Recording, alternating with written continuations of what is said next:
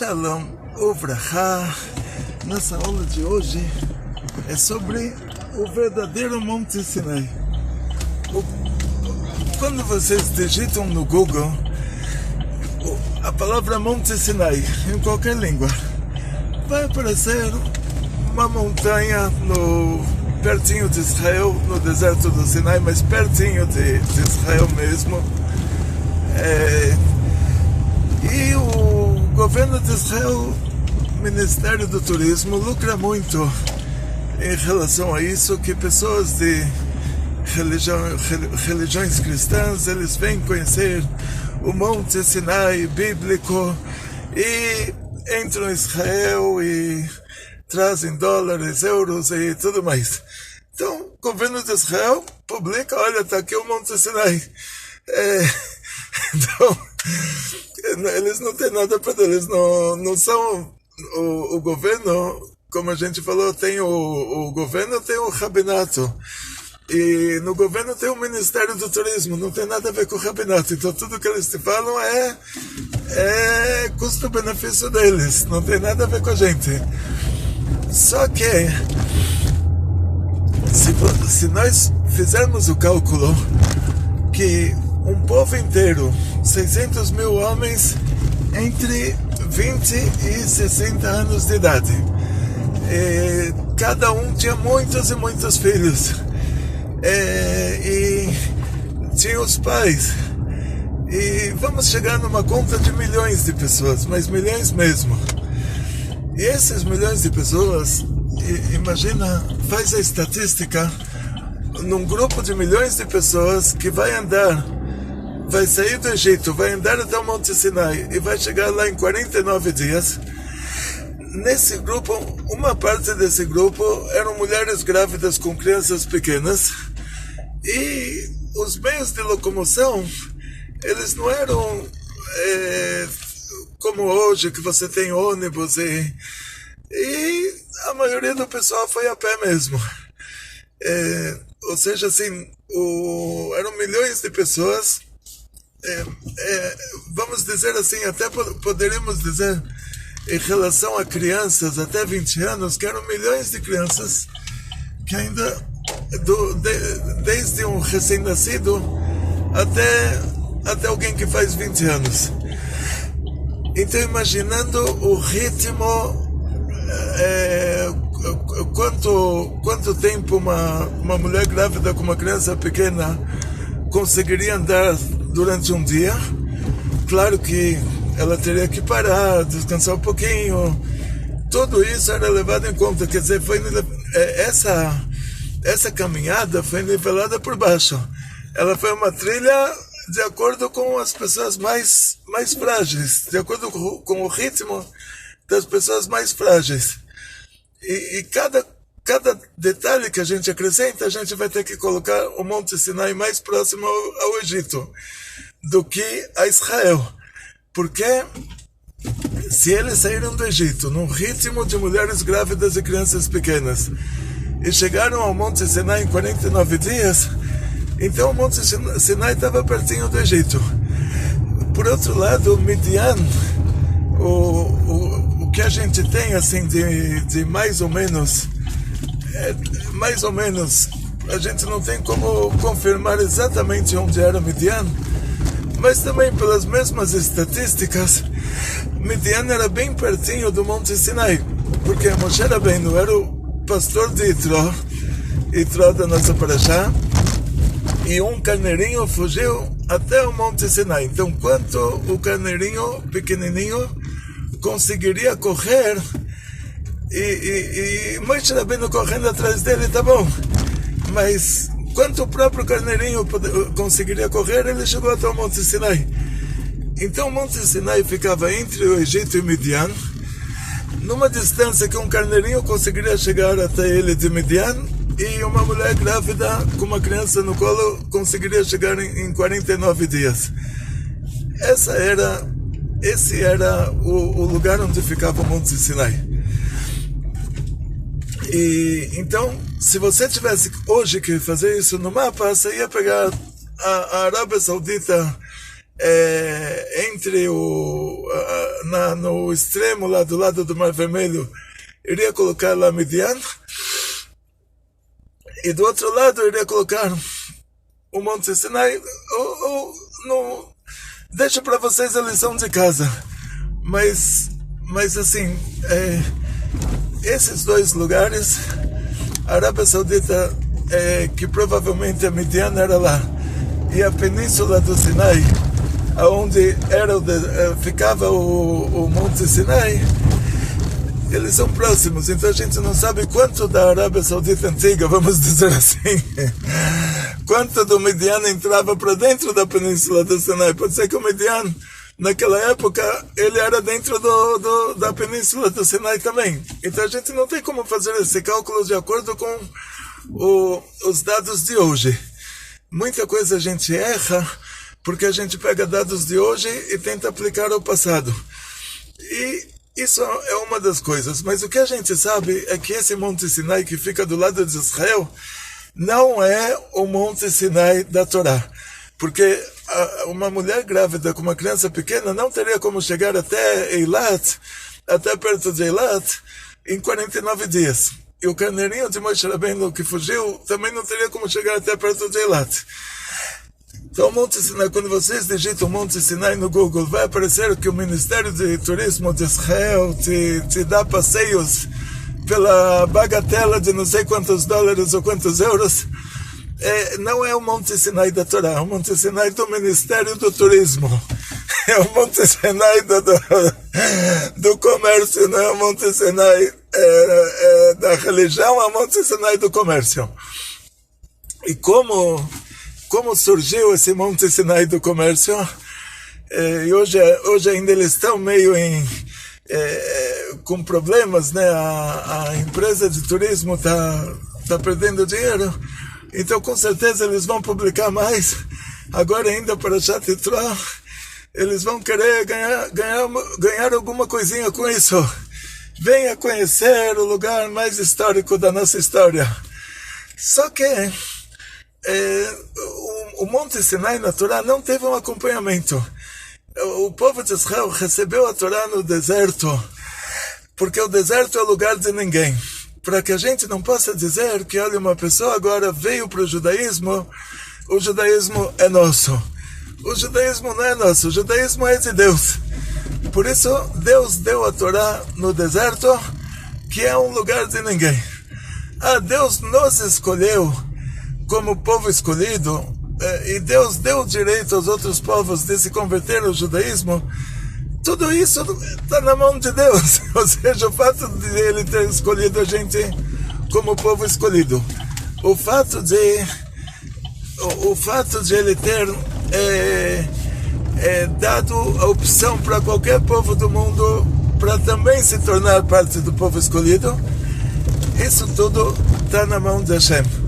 Por causa disso, Ele deu para nós a Torá no deserto, porque se Ele tivesse dado a Torá em Israel foi dividido em 12 tribos, se a Torá fosse dada em Jerusalém era da tribo de Judá e da tribo de Benjamim, então eles diriam, olha, tá vendo, a Torá é nossa, temos direitos autorais, Deus me livre, temos direitos sobre a Torá é coisa do nosso país aqui, se você quiser que a gente se exporta, tem que pagar a taxa de exportação.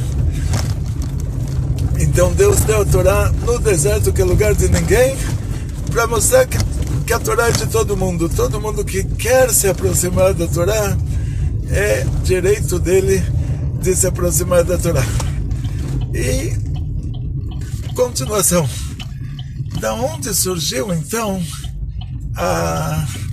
esse Monte Sinai de hoje? E agora o Monte Sinai do Ministério do Turismo, vamos dizer, da onde ele surgiu? Então, a história é um pouquinho triste. Tinha antigamente o Império Bizântico. O Império Bizântico era, chamaram isso de Império Romano do Oriente, depois Império Bizântico. Eles eram um país cristão. A mãe do imperador do Império Bizântico, ela era muito antijudaica, antissemita, vamos dizer, não sei. Também a palavra antissemita não combina muito, porque é tipo de um disfarce para falar mais bonito assim, o antijudaico. Quando alguém sofre, você fala que judiação, né? Você não fala que semitização. Então, porque alguém que é anti-judeu, ele se chama de antissemita, é mais bonito, né? Tipo, é mais nível, né? Tipo, tá generalizando, assim. Então é anti-judaico mesmo. Então vamos dizer assim, na prática, essa mulher, a mãe do Constantino, ela queria apagar qualquer vestígio judaico que tivesse no mundo. Não preciso entrar em detalhes qual o motivo. O cristianismo precisou do que eles chamam de Antigo Testamento como legitimação, para dar legitimidade à religião deles.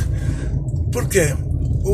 Os valores, os princípios do cristianismo são princípios mitológicos. E isso que Deus foi com a Maria, tinha que ser virgem casada, e Deus foi com a Maria e fez o JC. É o princípio, diz a Gemara, que o general grego, quando ele conquistava uma cidade em Israel, ele fazia um decreto: toda virgem que se casar, a menina tinha que ser virgem, tinha que ter se guardado até aquele dia, tinha que ser casada, não podia ser uma hora antes do casamento. Toda virgem que se casar vai dormir com o general a primeira noite. Por meio disso, ele demonstrava que ele era o Todo-Poderoso, que olha, se ele consegue fazer uma coisa dessas, e ninguém consegue impedir ele de fazer uma coisa assim, ele é o Todo-Poderoso. E de onde eles tinham isso? Os Zeus, para demonstrar que é o Todo-Poderoso, o Zeus, que era o rei grego lá do Monte Olimpo, ele foi com a mulher do anfitrião e fez o Hércules com ela, e o anfitrião teve que dar um sorrisinho. Da mesma maneira, no cristianismo, Deus vai com a Maria, que tinha que ser casada, tinha que ser virgem, faz o JZ com ela, e o José tem que dar um sorrisinho. E, em segundo lugar, eles colocam padrões judaicos como Mashiach, filho do rei Davi. Então eles falam, o JC, para ser a maior figura judaica é o Melech HaMashiach, então ele é filho do José. E eles primeiro falam, olha, ele não é o filho, não é? Depois falam, não, mas para colocar ele no padrão judaico que vem em segundo lugar, ele é filho adotivo para eles consideram filho também. Não que para nós, graças a Deus, assim está escrito, que quem adota uma criança é como se ele tivesse dado a luz a ele, mas se o Cohen adotou uma criança, essa criança não se torna um Cohen. Se o Levi adotou uma criança, essa criança não se torna um Levi. Então esse detalhe de o filho adotado, ele é uma grande mitzvah, é muito bonito. Você está ajudando uma criança, mas a criança não se torna filho biológico, ele continua sendo filho biológico da mãe dele, com quem ela fez ele, mas não desse pai que adotou, se ele não é o pai biológico. Então, no caso do rei Davi, não teria como, não sei quem era o José, não sei se eles inventaram isso ou o que era isso, se era da família do rei Davi ou não, porque muita coisa lá está inventada. Negócio que o Herodes mandou matar as crianças, é tudo inventado, porque não tem isso na nossa história. A gente que é o povo que morava naquela terra, naquela época, a gente tem tudo registrado, e isso não aconteceu. E outras coisas que eles inventaram lá, mas o detalhe é esse: caso José fosse um descendente do rei Davi, sendo que o filho não é dele, então mesmo sendo filho adotivo, não entraria como descendente do rei Davi. Então, nesse caso, pela Torá, se tem uma herança, tem que dividir a herança entre filhos. E um filho é o filho do pai e da mãe. a herança desse pai, vamos dizer. Então um filho é filho só do pai.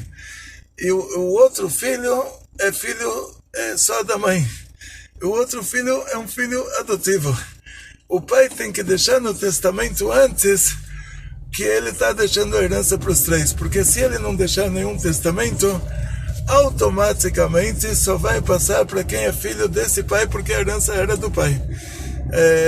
Agora, se a mulher fosse viúva e a herança fosse dela, ela também teria que deixar um testamento dizendo que vai para todos os filhos, porque senão iria só para o filho biológico dela. Então, tanto a herança quanto linhagem no judaísmo só passa automaticamente para filho biológico. Então, a gente vê daqui que o cristianismo, a base deles é a mitologia, é tipo um politeísmo, é mãe de Deus, tia de Deus, sobrinha de Deus, e toda aquela família deusista que eles têm lá, e todos aí acrescentaram não sei quantos na família também, santo daqui, santo de lá, mas a base deles é uma trindade, a base deles não é um monoteísmo, e a fonte disso é a mitologia, porque eles pegaram a nossa Torá, ou a nossa Torá escrita, né? Não a nossa Torá oral. Eles pegaram somente a nossa Torá escrita como base, dizendo que eles são uma continuação dessa nossa Torá escrita, para dar uma legitimidade para a religião deles, porque o que tinha lá no Monte Olimpo, a mitologia, se eles falassem o cristianismo é a continuação da mitologia, os próprios coitados aí que foram forçados a se tornar cristãos, eles iriam dizer, olha, a mitologia não tem base nenhuma, está vendo que tudo aquilo virou peça de museu, então o cristianismo, sendo que aquilo é a base dele, então eles não têm valor nenhum. Aí pegaram a nossa religião, colocaram como se eles fossem a continuação da nossa religião para dar legitimidade à religião deles. Mas é um roubo, é uma desonestidade. Então, desonestidade aqui de uma maneira bem expandida. Eles dizem que o Deus é desonesto, que o Deus deu a Torá, para todo o nosso povo, milhões de pessoas, não faltava lá ninguém. E depois, pelas costas, se reuniu com um grupinho de 10 pessoas e falou, olha, gente, vamos mudar tudo. Agora tem um novo contrato. Aí vem o Maomé depois e falou, olha, dá para fazer assim? Então agora ele se reuniu comigo, ele falou, vamos mudar tudo de novo, agora tem mais um novo contrato. Aí, então, voltando para o que importa. A mãe do Constantino, ela queria apagar todo o vestígio judaico e deixar somente a religião cristã com a legitimidade que ela alegava ser a nossa religião, para dar uma legitimidade para o cristianismo, mas ela não queria que tivesse nenhum vestígio do judaísmo, porque, Deus me livre, qualquer vestígio desses, já as pessoas iriam abrir os olhos, iriam falar, peraí, alguma coisa aqui não está batendo. Nos 10 mandamentos está escrito que é proibido fazer idolatria. E aí, chega eles lá, fazem uma trindade, e nos 10 mandamentos está escrito que é proibido fazer adultério. E lá, o próprio Deus deles lá vai com mulher casada, e ela estava incomodada com isso, com essas coisas. Então ela queria apagar todo o vestígio judaico e tipo, o judaísmo ficar somente assim, olha, existiu uma raiz para o cristianismo, essa raiz era o judaísmo que não existe mais. Então ela foi lá, escolheu aquela montanha do gosto dela, ela determinou da cabeça dela que aquilo era o Monte Sinai. Foram recrutados já os padres, encheram lá, fizeram convento, igreja e não sei tudo o que fizeram lá. E ela pediu para o lixão de Jerusalém ser no Kotel HaMaravi, onde era o Kotel, o muro da montanha do Templo Sagrado de Jerusalém. Ela pediu para que lá fosse o lixão da prefeitura de Jerusalém, para que aquele lugar fosse totalmente enterrado no lixo. Fosse lá o aterro sanitário de Jerusalém, ela determinou que é o muro do monte do templo sagrado de Jerusalém. Então, para você ver quem que era essa mulher. Então, esse Monte Sinai que tem no Ministério de Turismo de Israel é o Monte Sinai dela. Então, você quer visitar lá? Então, lembre-se, não visite o Kotel, porque ela fez do Kotel o do muro, que é traduzido como Muro das Lamentações. Ela fez daquele lugar o aterro sanitário de Jerusalém, para apagar a nossa lembrança do mundo. Você vai visitar lá, você está apoiando isso. Então, Monte Sinai não é onde o governo de Israel fala que é. Lembre-se, se você for visitar Israel, não vá visitar o Monte Sinai, porque não é o Monte Sinai. Quer dizer, se a sua intenção é visitar o Monte Sinai, saiba que quando Deus fez o túmulo de Moshe Rabbeinu, Hashem falou para Moshe Rabbeinu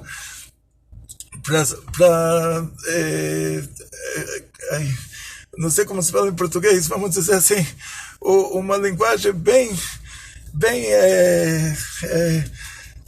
assim, o Monte Nevô, esse monte onde está o túmulo de Moshe Rabbeinu, é um monte que não se sabe onde é. Por quê? O motivo para isso, a gente falou para Moshe Rabbeinu, para que o povo não faça dele, para que as pessoas não façam dele uma idolatria, não façam lá um lugar de romaria, um lugar de peregrinação religiosa. A gente fez um milagre que ninguém sabe onde é esse Ar Nevô, esse Monte Nevô, onde Moshe Rabbeinu está enterrado. A mesma coisa aconteceu com o Monte Sinai. Hashem deu a Torá lá, aquela montanha não ficou, a santidade da entrega da Torá não ficou naquela montanha. Lá a gente recebeu a Torá, a gente recebeu a nossa bagagem para seguir em frente. Não voltamos para a barriga da mamãe. Nascemos, vamos em frente. Deus já fez dessa maneira. Recebemos lá a Torá, estamos cientes de que a Torá foi dada no deserto, que é o lugar de ninguém, que todo mundo pode ter acesso à Torá, e vamos em frente. O importante é ir em frente. O povo continua viajando. Atzlachá, Briut, Panasá, Bechefa, muito sucesso, muita saúde, muito dinheiro, muitas felicidades, e aguarde a continuação. Muito obrigado para quem está colocando o joinha, para quem está se inscrevendo no nosso canal, para quem está colocando observação, porque por meio disso o próprio YouTube já recomenda as nossas aulas para outras pessoas, nós chegamos mais longe e mais pessoas abrem os olhos.